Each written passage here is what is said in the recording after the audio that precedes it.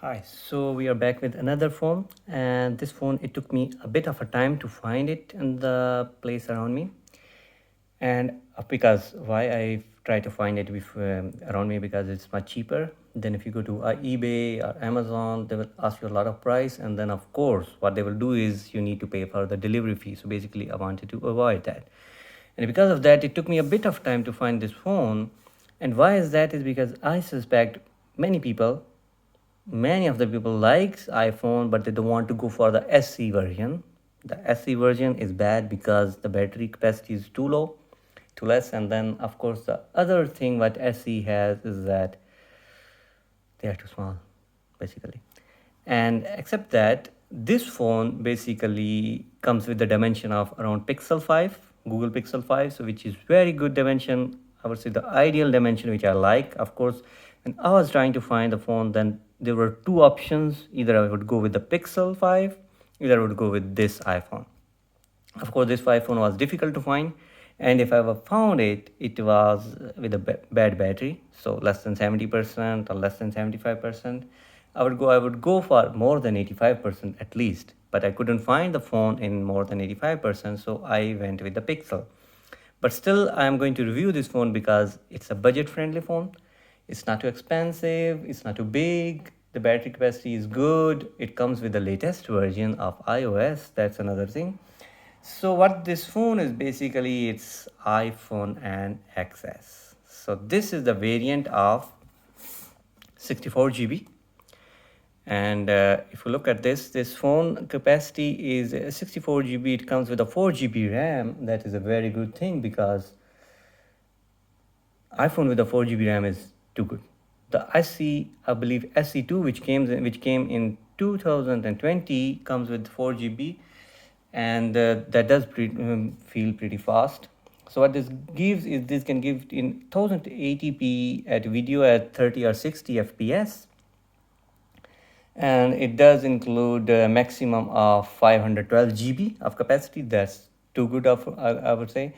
It is the first phone which get the latest iOS, that is 17.3.1, and it's not too heavy. It's only 177-gram phone. The other thing is that it comes with nano SIM and of course sports eSIM, and the dimension is only 143 into 70, and the width is only 7.7. It's very good. So you see, it's very good phone for a small hand like me. And it comes with of course the glass back and the iconic Apple logo, and the dual camera setup. So, and of course the Gorilla Glass, the OLED display, which is too good. So I would say, of course, you can go for this, but I would definitely not recommend this because it is the first phone which is getting the latest, like oldest phone is getting the latest iOS. And the bad thing is that you might feel some glitches, especially with the battery life. So what this version is, this version came with the battery of 76%, if you see, and it does get around in a day, for a day. So it's okay. The selfie camera is good, the back camera is of course very good, and it does, of course, as iPhone, it does not have 3.5mm jack. For the gaming, it's okay. I would not recommend it for the gaming if you do gaming on the phone. And the battery capacity is of course also very good. It's 2658, which is not too bad, of course, and for the Apple non-removable, but you can of course replace it easily, not like iPhone 15 or 15 Pro or 14 or 14 Pro. It still does come, of course, it came with a lightning cable. Now iPhones are coming with a USB-C cable, and except that, I think 5.8-inch screen with 12 megapixel camera, 4 GB RAM, and 2658 battery is a good phone. If you want to go as an alternative, like backup phone, and you want iPhone, I would say instead of iPhone SE versions, better go for this one, iPhone XS, iPhone XS in other way. And I think that's I would say that should be pretty convincing. But still, if on the other hand, of course, you want an backup phone with the good camera, then well, you can see that the camera is pretty good of this phone. And this is the 64 version. We have of course the Face ID as well in this phone, as you can see here. iPhone unlock, iTunes App Store, and everything else what you can do with the after setting up the face ID. And what you else you get is that this phone is pretty nice to use. But now the main question is, should someone buy it in 2024 or even 2023? Well, I would say not as a first use phone. Of course, as a backup phone you can go for it, but not for the main phone, so basically, yes, that's all about it, I would say. But I personally like the dimension.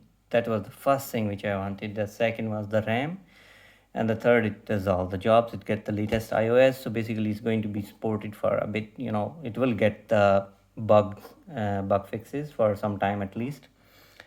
And the battery timing is good. If you are simple like user, like 3 to 4 hours of screen time, then of course it can go for a day easily. There is no issue in that. And you can use wallet. It has NFC, everything. Of course, the Google Play, as I suspect, it announced that it's not going to use Google Pay app anymore, but I'm not sure why, or will they do it or not. And it doesn't have accelerometer, gyro, proximity compass, and barometer. Of course, with these phones, except SCs and the old version of, I would say they could have put the button. Most of the people still wish to have the button instead of the face ID and putting all the time lock, because many people don't want to use the face ID. Well, that's another debate. But yeah, except that, I think it's very good phone. There is no doubt in taking this phone. But if you want really to buy another phone, I would definitely go for iPhone 12 mini, iPhone 12. Of course, the oldest, and from the oldest one I'm saying, of course, if you can afford, or if you like the 15 Pro Max, 15 Pro, 14 Pro Max, or 14 Pro, then of course go for that. But I would say for the old phone, I would say go for iPhone 12, 12 Pro, 12 mini, and so on above. Of course, I would definitely not say that, recommend that this phone is okay for the latest, for the main use.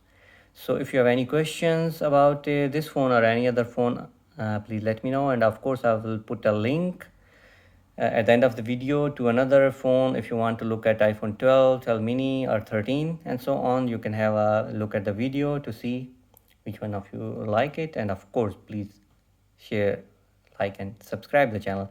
So for the subscription, I would say that 99% of the users are not my subscribers who view the videos. That's a shame, actually. But yeah, I will provide a first link in the description where you just don't need to do anything. Well, you need to do a bit of a thing, but you don't need to do any complex calculations. What you need to do is just click on the first link, which is the official YouTube link. You will see just what it will happen is that you will click on it. It will ask you to subscribe right away, which will be free, of course. That's 100% sure it's free, and that would be great. So see you in the next video.